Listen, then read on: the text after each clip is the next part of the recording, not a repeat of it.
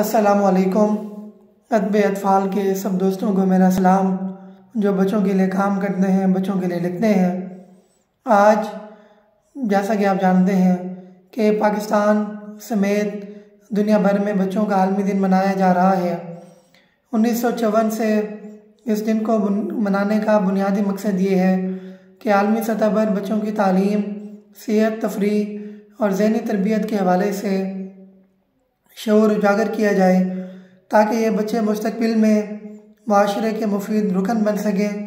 اس دن کو منانے کا بنیادی مقصد یہ بھی ہے کہ ہر بچہ، چاہے وہ کسی بھی معاشرے، برادری یا قومیت سے تعلق رکھتا ہو، مساوی حقوق کا حقدار ہے۔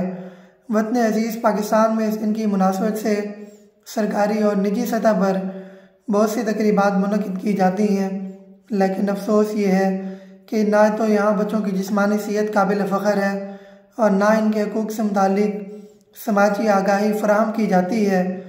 ہوٹلوں میں، کارخانوں میں، اینٹوں کے بھٹوں میں اور ورکشاپوں پر بچوں سے مشقت کرائی جاتی ہے، جو ان ننھی کلیوں کے ساتھ ظلم کے مترادف ہے۔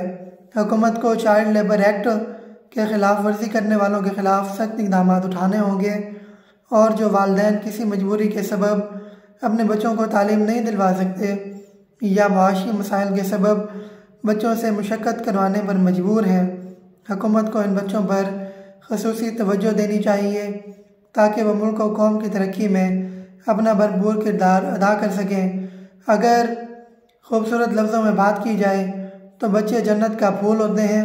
جب بچے پیدا ہوتے ہیں تو کاروان حیات آگے بڑھتا ہے، نسل آگے بڑھتی ہے، زمین کی کروٹ بدلتی ہے، اور حالات اور مسائل اس بات کا تقاضا کرتے ہیں کہ مستقبل کے ان معماروں کو بہتر سوچ اور ذہن کے ساتھ رکھا جائے۔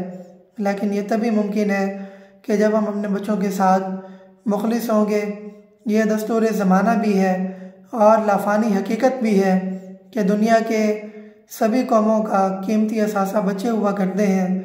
اگر آج بچے گود کا کھلونا ہیں تو یہی بچے کل چل کر قوم کا معمار بنیں گے اور زندگی گزارنے کے سبھی ڈھنگ اور طور طریقے سیکھ کر معاشرے کا حصہ بنیں گے۔ اس کے لیے ضروری ہے کہ ان بچوں کی تربیت اس طرز پر کی جائے کہ ان کے رگ و شہ میں دین کی روح پھونک دی جائے۔ بچوں کے ادیب اس حوالے سے اپنا کردار بھرپور طریقے سے ادا کر رہے ہیں، لیکن اس سلسلے میں مزید محنت کرنے کی ضرورت ہے۔ بہت شکریہ، والسلام۔